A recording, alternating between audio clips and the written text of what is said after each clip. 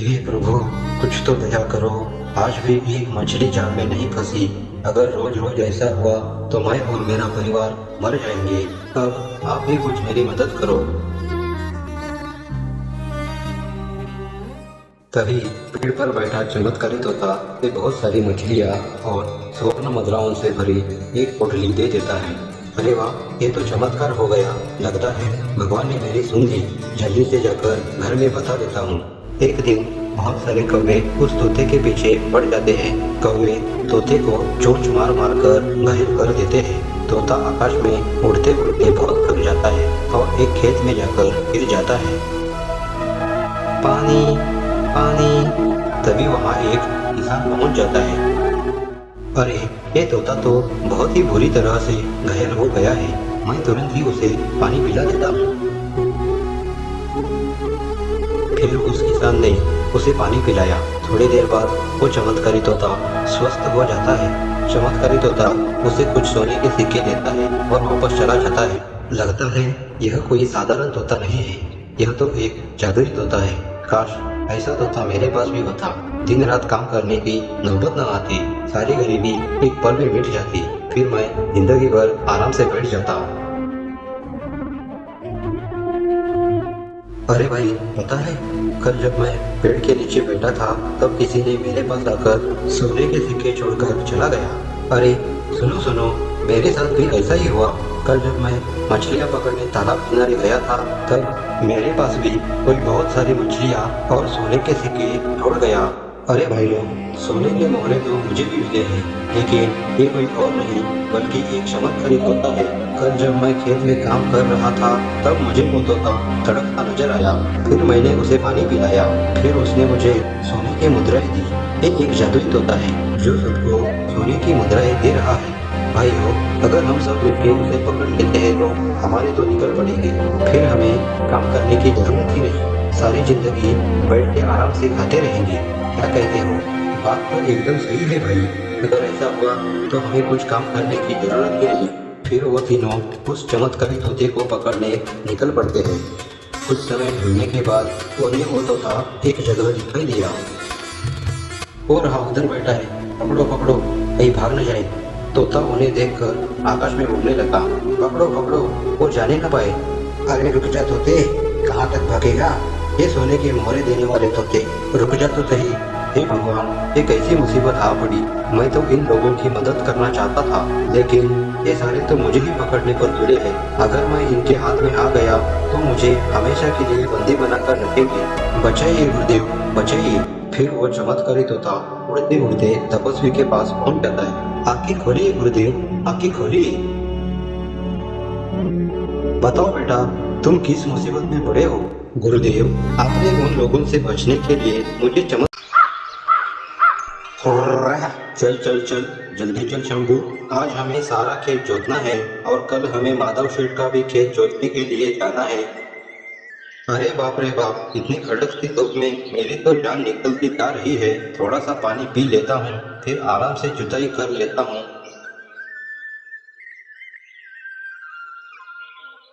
फिर बिरजू एक जगह पेड़ की छांव में बैठकर पानी पी लेता है।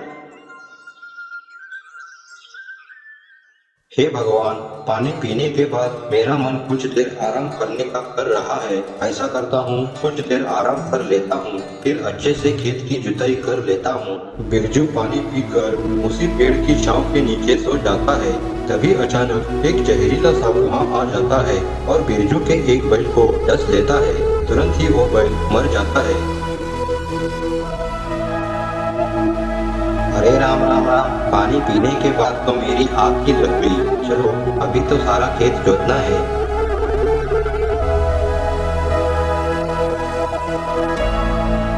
अरे ये क्या हो गया है मेरे बैल को? हे भगवान, मेरे बैल को तो किसी जहरीले सर्प ने काटा है। अब मैं क्या करूं?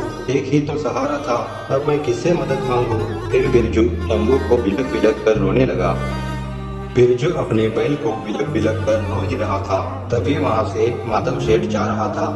बिरजू की रोने की आवाज सुनकर तुरंत ही उसने पास जाकर बिरजू से पूछा, क्या हुआ बिरजू, तुम क्यों रो रहे हो? क्या बताऊं माधव से, कड़कती धूप से बचने के लिए जरा सा क्या पेड़ के नीचे बैठ गया, आँख ही लग गई। उसी वक्त एक जहरीला सांप आकर मेरे शंभू को डस गया और जब मेरी आँख खुली और मैंने देखा तो शंभू मर चुका था। बताइए माधव शेठ, अब मैं क्या करूं? भगवान ने मुझसे मेरे जीने का सहारा ही छीन लिया। घबराओ मत बिरजू, होने को कौन टाल सकता है। मैं तुम्हें कुछ सुवर्ण मुद्राएं देता हूँ, उन्हें बेचकर आज ही तुम एक नया बैल खरीद कर ले आओ और कल से तुम जुताई का काम शुरू करो। तुरंत ही माधव शेठ ने बिरजू को सुवर्ण मुद्राओं से भरी एक पोटली दे दी।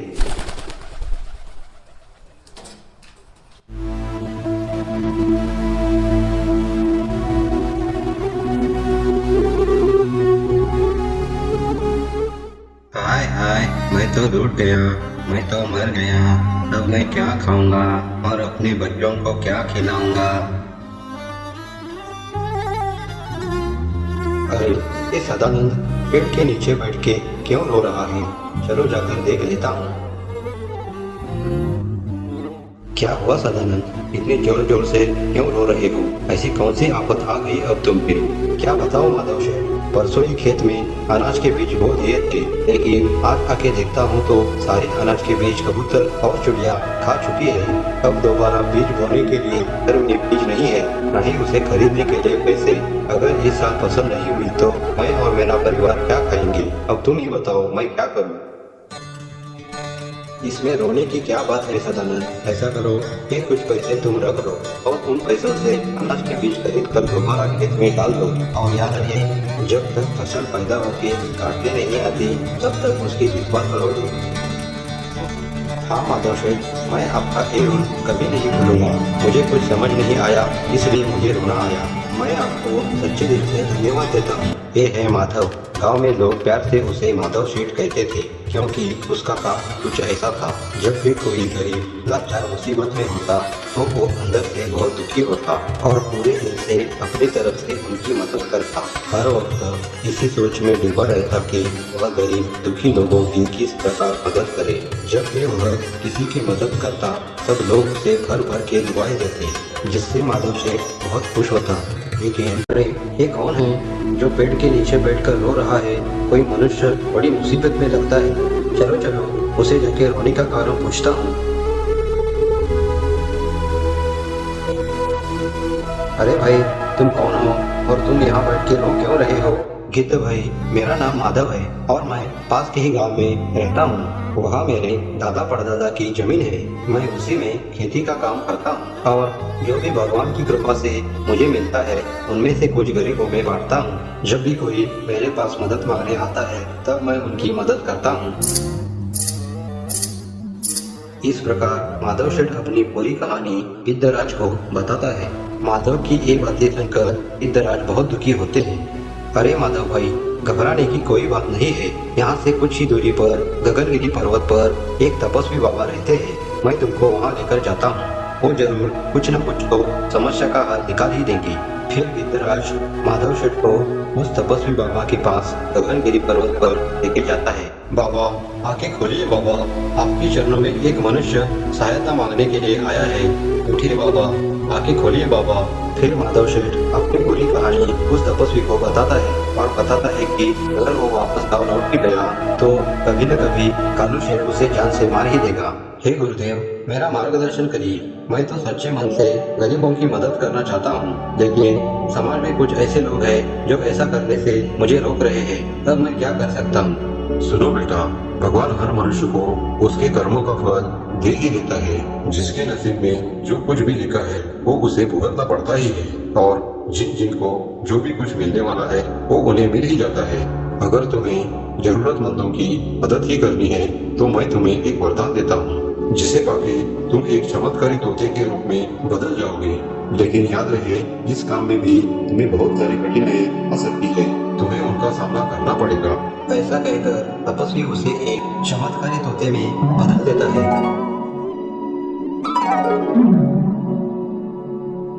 फिर वो चमत्कारी तोता तपस्वी का आशीर्वाद लेकर गांव की ओर निकल पड़ा। 2 दिन से काम ढूंढ रहा हूँ, काम ही नहीं मिला। घर पर बच्चे भूख से तड़प रहे हैं। घर में खाने के लिए अनाज का दाना तक नहीं है। हे भगवान, ऐसे में मैं क्या करूं? ये बेचारा तो बहुत दुखी है, मुझे उसकी मदद करनी चाहिए।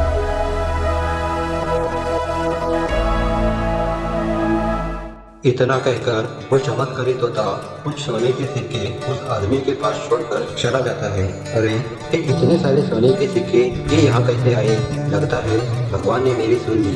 ये भगवान, आपका लाख लाख शुक्र है, आपने मुझे और मेरे परिवार को बचा लिया। अरे सुना है कानू जी, वो गांव का माधव सेठ आजकल बहुत ही दान पुण्य कर रहा है, अपने आप को बहुत बड़ा समझ रहा है। 4 पैसे क्या आ गए, खुद को राजा महाराजा समझ रहा है। हाँ, जानता हूँ, खुद को बड़ा तीसमार खा समझता है ना वो। जरा सा दान क्या करने लगा, खुद को करने के बाद ही दानवीर समझने लगा। उसको तो मैं देख ही लूंगा। फिर कालू सेठ उस इलाके के डाकू गंगा सिंह को माधव सेठ को मारने की सुपारी देता है।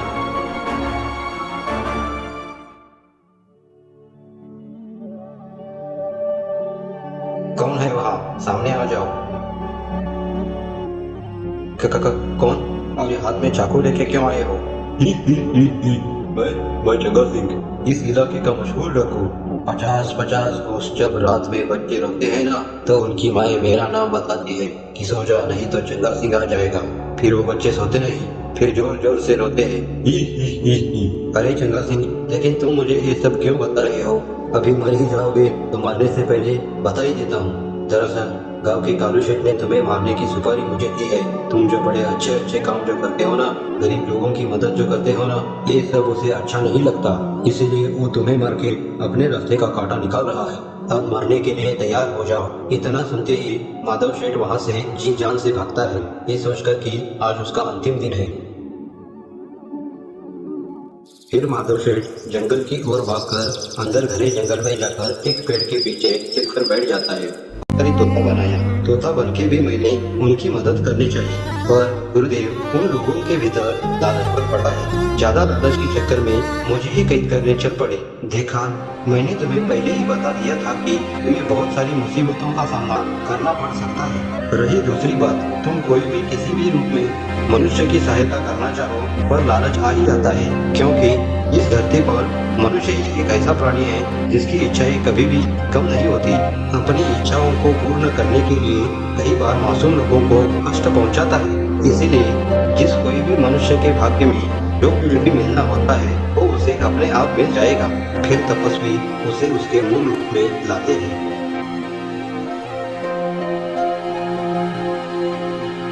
माधव सेठ अब समझ चुका था कि इस धरती पर जिस किसी के नसीब में जो कुछ भी लिखा है वह उसे मिल ही जाएगा। उसे चिंता करने की कोई बात नहीं है और उसे अपना कर्म करता रहना चाहिए। उसी दिन से माधव सेठ अपने घर वापस न जाके तपस्वी के चरणों में सेवा करता रहा।